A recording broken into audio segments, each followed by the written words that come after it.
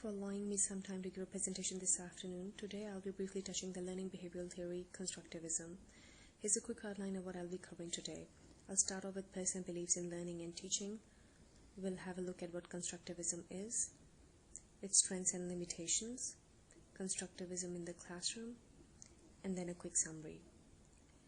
To start, I'll quote Benjamin Franklin, "Tell me and I forget, teach me and I remember, involve me and I learn."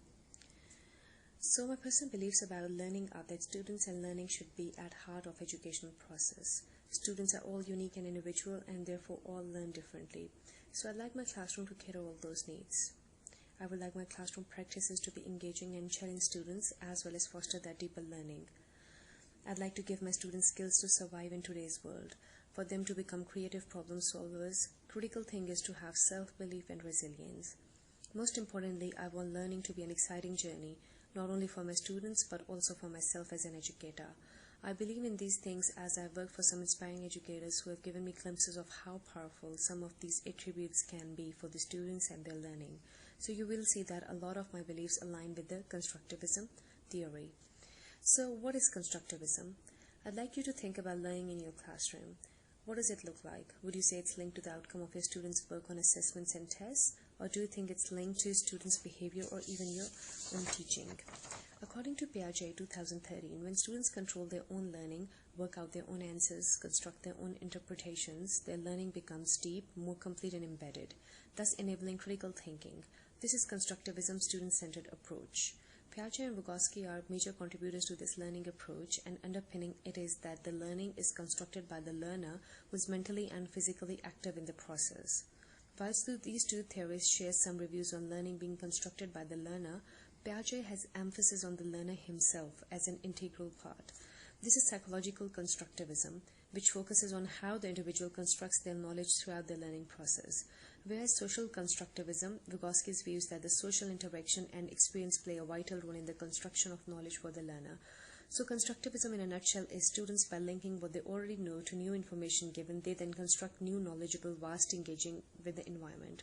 It is also important to note that the social interactions with fellow learners and peers aid in constructing learning.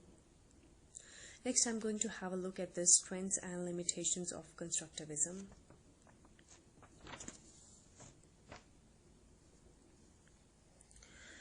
Duchenne and McMahon state that the learner is at the center of this process. The student is in a powerful position, that is, in control of their own learning, how they construct it, how they use it, how they reflect on it, and then essentially how they build on it. Brooks noted that the students are more likely to remember what they learn if they problem solve and construct their knowledge on their own. This encourages active student participation, enhances student motivation, and develops those creative problem skills. Duchenne and McMahon also noted that constructivism facilitates learning by collaboration. Essentially, students are learning from each other. They're bringing their own beliefs, values, and prior knowledge to the table, discussing it with their peers while respectfully challenging their peers' opinion, giving feedback and reflecting on the process, all in all resulting in our knowledge and learning being co-constructed. Adams 2006 wrote that a constructivist classroom values diversity. Constructivism practices effective in meeting the needs of diverse learners, valuing each individual's prior experience and knowledge and allowing them to build on this discovery, inquiry, and problem solving. Next, I'll move on the limitations of this theory. Constructivism doesn't cater for all learning styles and types of students. There may be students who thrive on structure and direct instruction. So in a constructivism classroom, they may get frustrated.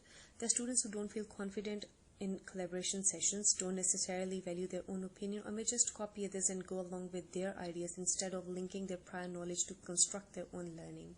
It also requires students' self-motivation, and if this isn't happening, there's not going to be much learning, collaborating, and challenging of ideas going on. Duchenne and McMahon stated time constraints are another limitation to this learning theory. It takes a lot of time to allow for students to construct their own knowledge, and equipping students with the necessary social skills for group activities could take a while, as well as us educators providing the right amount of support and scaffolding could also be extremely time-taking. This learning is also constructed from prior knowledge. If students have no knowledge or very little knowledge, they may fall behind the learning process and get confused and frustrated. I'll quickly have a look at the constructivism in the classroom, and so applying it, you'll be using a lot of collaborative student-led learning. promoting learning through learners' participation, questioning, inquiry, investigation, problem solving, so looking at our group tasks, real-world problems to solve projects. Peer-assisted learning is also a great tool to use in the classroom. Here students are learning from each other. We can construct those groups where we have more knowledgeable students guiding and coaching other students throughout. And then finally, I'm having a look at cognitive apprenticeship, so allowing for those student-teacher relationships that involve modeling, scaffolding, and monitoring. So in conclusion, while it has its drawbacks, in my opinion, it has a valuable place in the classroom. It promotes learning that is dynamic, flexible, and student-centered. It creates those 21st century learners. Constructivism also allows us as educators to be creative and to be risk takers. So again, I'll finish off with another quote that when one teaches, do learn. Thank you.